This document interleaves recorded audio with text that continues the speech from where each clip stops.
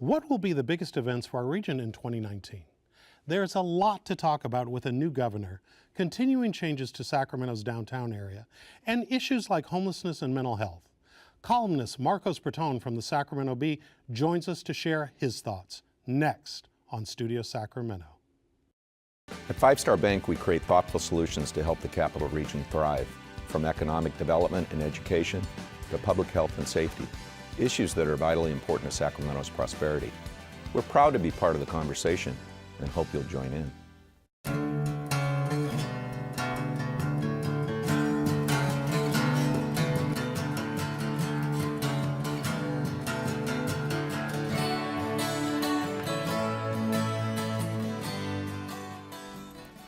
The death of Stephon Clark, the Paradise Fires, issues like homelessness really dominated the headlines in 2018. What do you think is going to capture our attention and dominate our conversations in 2019? Well, in Sacramento, I think we're at the point where the rubber hits the road on the homeless situation, where you have a very ambitious mayor who pledged to the voters that we would begin to see a noticeable difference in terms of the number of people on the streets. I don't think we're there yet. The issue of criminal justice in local law enforcement is going to be big again this year because of changes in the law that now require agencies to release videos of deadly shootings. And where I work, we're a Public Records Act request machine right now. We're at a tipping point in Sacramento where we're tipping closer to what kind of city we're going to be. And what I fear is that we may end up becoming a city where our children can't afford to live. Those are just a few of things that are happening here in our region, and it's an exciting time, but there's a lot of uncertainty as well. It sounds almost like 2019 in many ways will be the unfinished business of 2018. There is unfinished business, and you know, the sample size is big enough to realize that that some of these issues need to be finished and some of the promises that have been made need to be realized. I don't know, however, if, for example, if the promise that Mayor Steinberg made about a noticeable difference, of noticing a noticeable drop in the number of homeless people that we see on the streets every day, whether that is a soundbite that sounds great at election time, or whether it's really realistic. Because if you pull the camera back further, Sacramento is just one of many cities on the West Coast impacted by homelessness. We're not even on the worst of that scale. And I don't know whether we've really gotten our arms around some of the core drivers of having people on the street. It's interesting, though, that you led with homelessness. And the reason is that there's a conversation that I've been privy to that increasingly a number of people are concerned that homelessness is such a pervasive and dominant issue that it's crowding out discussions on what the future of the city is going to be. How do you respond to that? Well, so as a member of the media, I accept my share of the blame for that because the issue involves, you know, human suffering in plain sight. It involves public safety. It involves public health, and there is a component to it where I don't think that we fully understand that this isn't homelessness as we knew it at a different time in our country's history. This is homelessness that involves substance abuse. It involves mental health. And we're still, on the mental health front, we're still having the conversation about whether it's a stigma or not. it shouldn't be a stigma, but the fact that we're still talking about the fact that it is a stigma for some people, I think gets in our way of fully understanding. I also feel that Sacramento is an interesting city in that some of the loudest voices on the homeless issue are people who are very well heeled themselves. Isn't that interesting? Yes, and they don't live anywhere near it themselves, but they are only too happy to suggest where homeless shelter should be next to somebody else's property. And so there's a level of hypocrisy that goes along with it. And it's become a bit like discussing religion or politics in that you very easily could be called somebody who hates homeless people if all you do is simply ask a question. Ask a question. So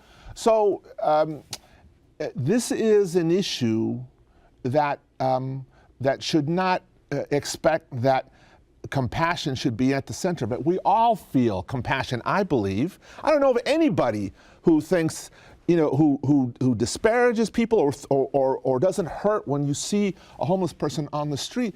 But this issue requires truthfulness and analysis, and also a healthy sense of humility to admit that previous efforts to end homelessness were ridiculous. You did not put in the word, though, collaboration, because from the reporting that the Bee has done and others have done, it seems like in addition to all of those conditions that you just raised, the major one that's lacking is collaboration.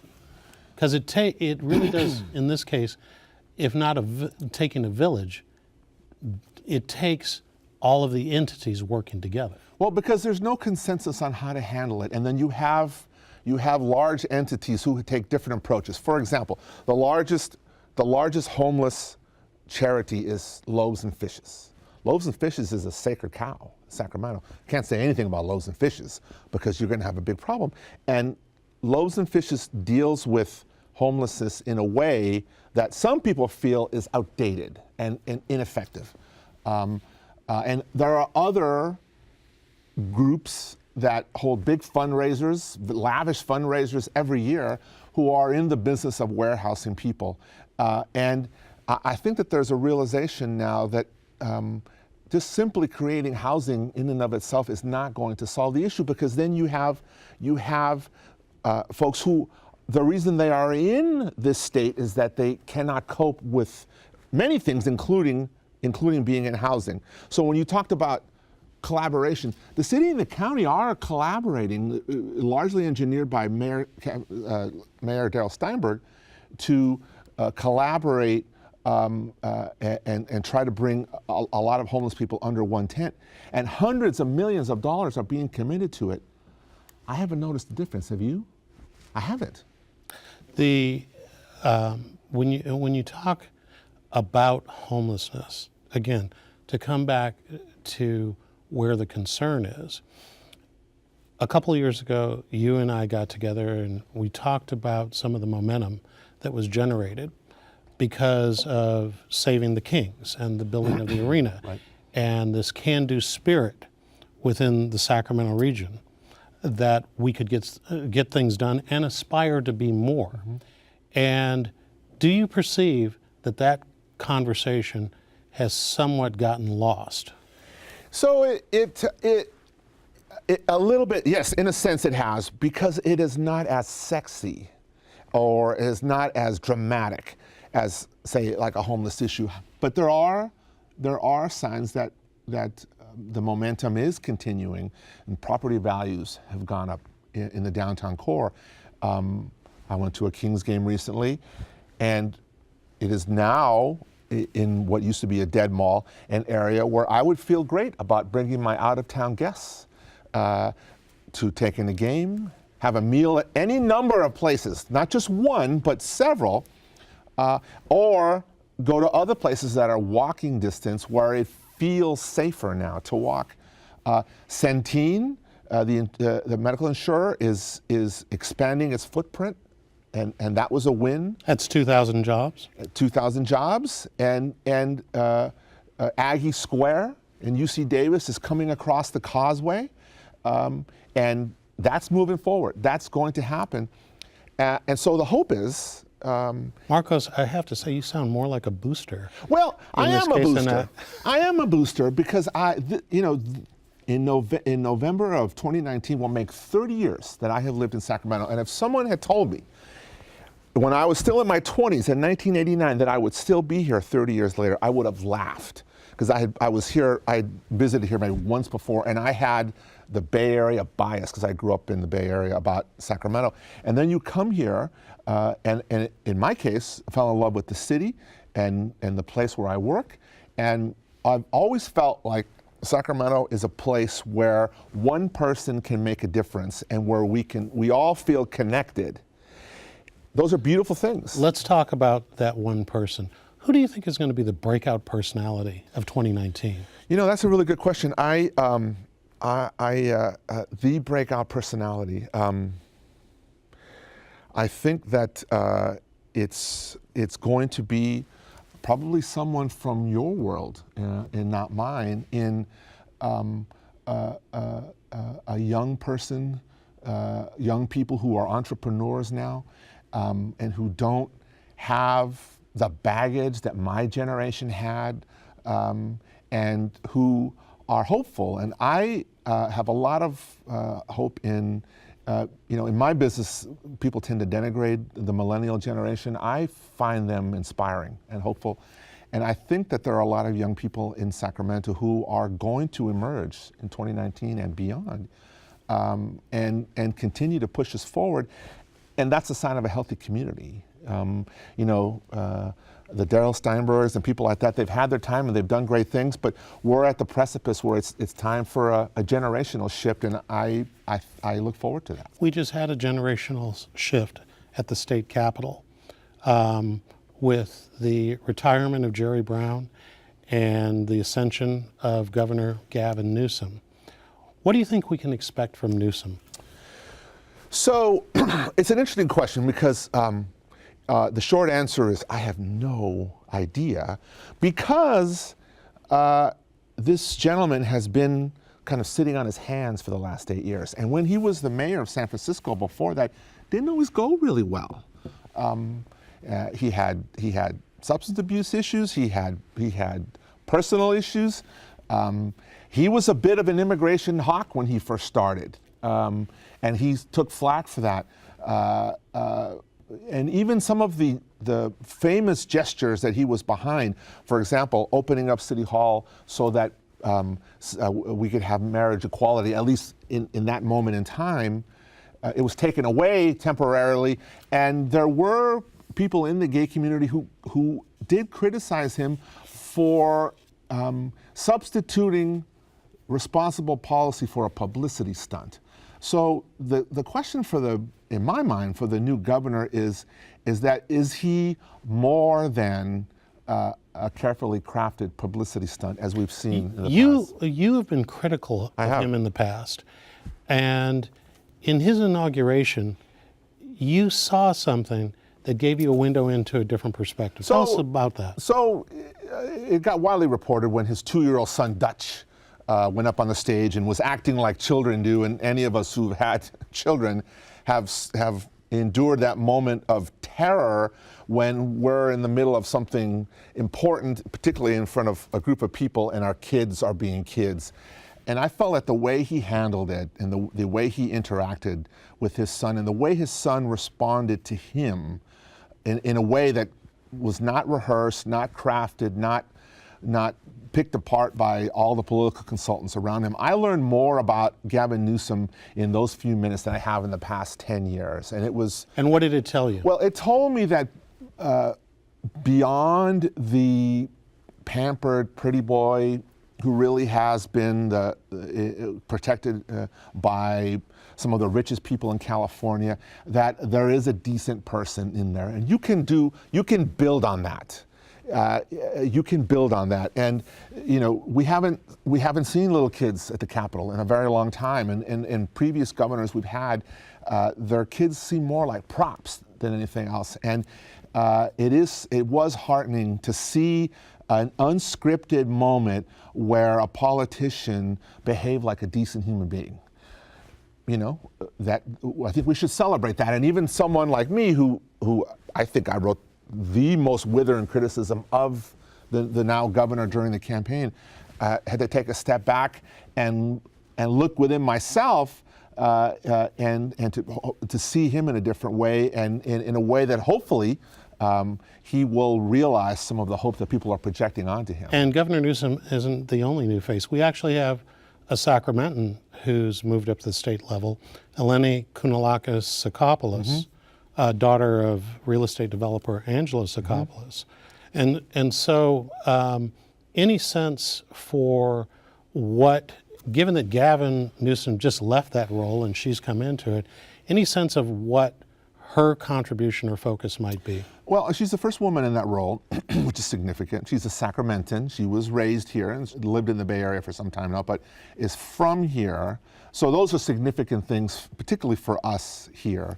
Especially losing Darrell Steinberg and Dave Jones at the state level in the last few years. Yes, and so to answer that question on the local front, the hope is that Sacramento fares better as the capital city when we always haven't in the past, and we've sort of cornered the market on functionally ugly buildings that the state has, built for us, and that hopefully she will at times use her voice to advocate for her hometown, but also she has the opportunity as the most visible woman in state politics now to really redefine the role of lieutenant governor, and if she does it successfully, to position herself to succeed the current governor. It's the path that he took, and she is a very smart person, very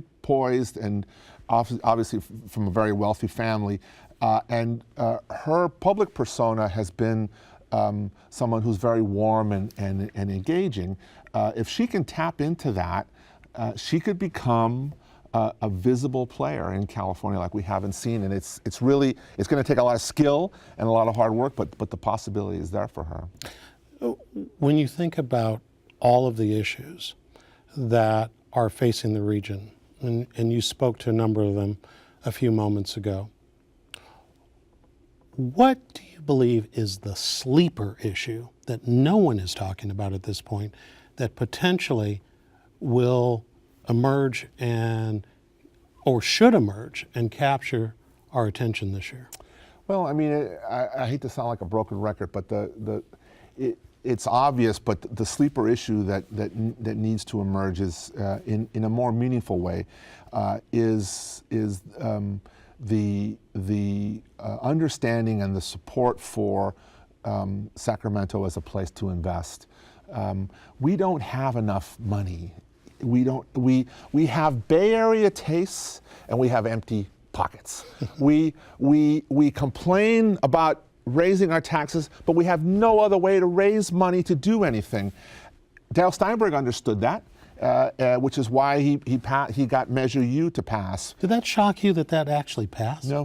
No, because I believe that particularly when it comes to those sorts of things, we complain a lot in Sacramento about taxes, about services, the cost of services, but we want things.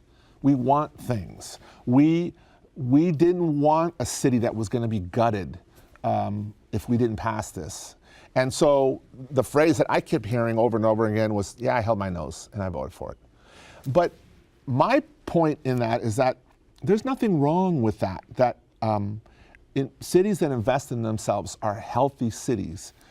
We want to create a city where our children don't want to leave, where they have opportunities to stay. That Measure U passing, though, was an interesting victory in that the smart people, the prognosticators, all said it was going to go down in flames. Yeah. And when it passed, huge victory for the mayor, but it shocked a lot of people.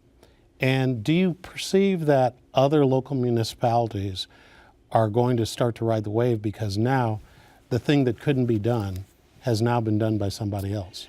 Yeah, so I think some of those prognosticators probably didn't live in the city of Sacramento, which is a quirky thing that we have, that a lot of times some of the louder, more influential voices speaking for Sacramento do business in Sacramento but don't live there. And I think that they missed a characteristic of the city, in that I think that people care about their community, and there are a lot of people here who are involved in government, well-read, and know what they're talking about, and realized a means to an end.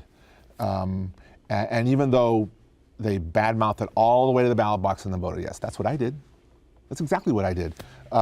Because I was, as much as I didn't like having to raise taxes to do it, I was more afraid of what wouldn't happen if we didn't do it. So bringing it back to that we need to engage with the business community in a more meaningful way, and make it so people want to come and invest in Sacramento, to lift our tax base, and hopefully to bring employers who are socially minded, who would also take up the mantle of, well, I'm going to do this piece to help the homeless, or I'm going to do this piece to mentor young people from Oak Park and North Sacramento and South Sacramento, and it takes conscientious people like that. But let me give you the flip side.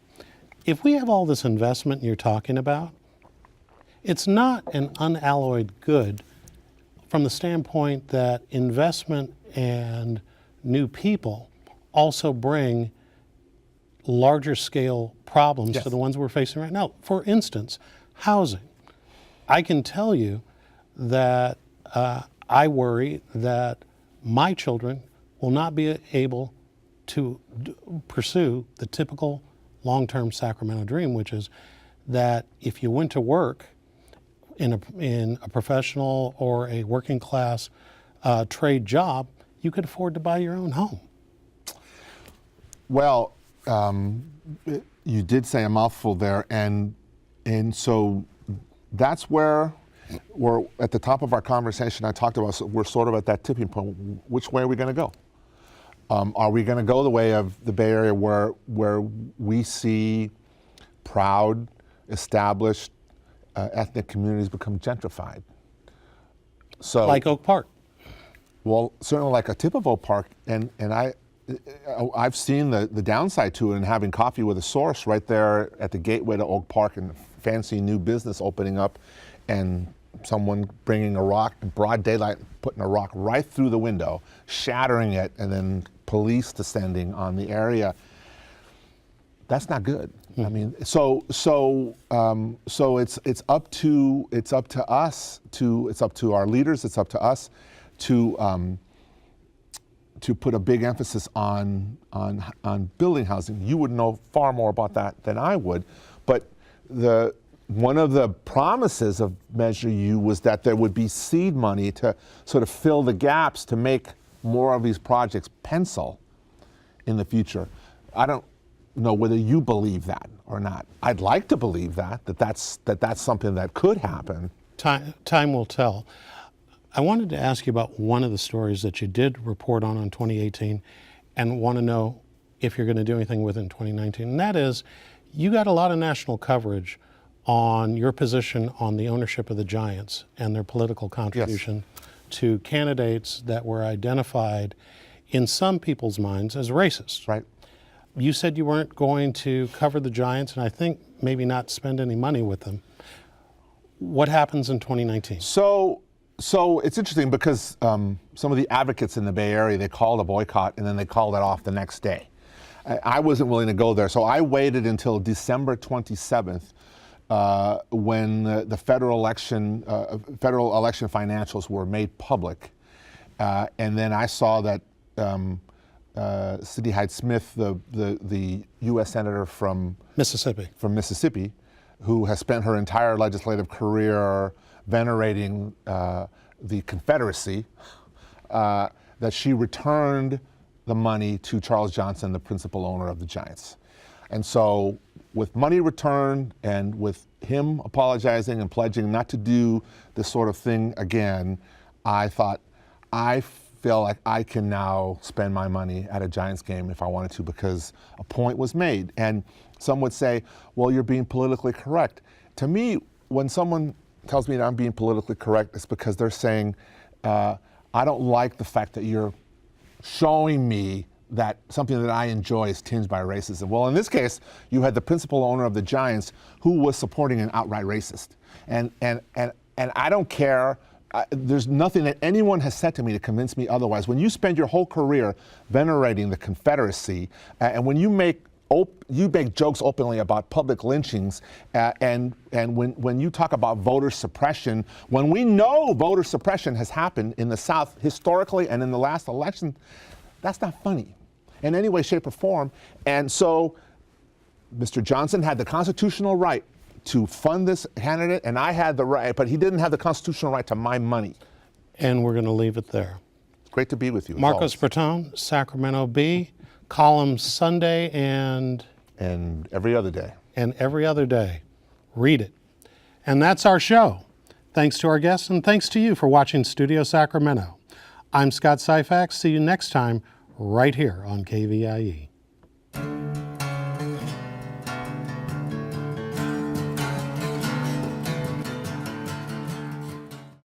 At 5-Star Bank, we create thoughtful solutions to help the Capital Region thrive, from economic development and education to public health and safety, issues that are vitally important to Sacramento's prosperity. We're proud to be part of the conversation and hope you'll join in.